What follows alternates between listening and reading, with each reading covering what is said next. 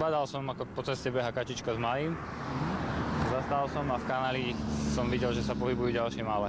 6 mláďat spadlo do hlbokého kanála krytého mrežou, ich mama sa k ním nevedela dostať a pobehovala po rušnej ceste. Všimol si ju okolo idúci vodič, ktorý neváhal zavolať hasičov.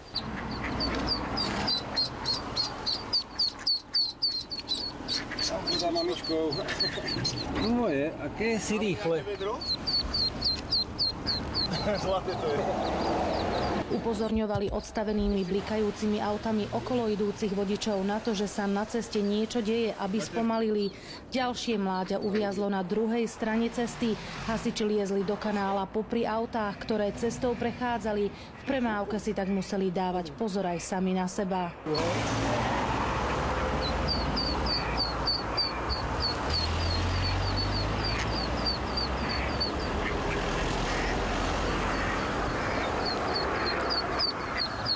Behala určite aj s malým. Zo 3-krát by ich tu už bolo zrazilo. Kačacia rodina prešla z Hrona cez 2 dvojprúdovky plné aut. Hasiči ich naložili do vaku a odviezli späť k vode. Všetky sa bezpečne vrátili tam, odkiaľ sa vybrali na výlet. Oni pôjdu za ňou.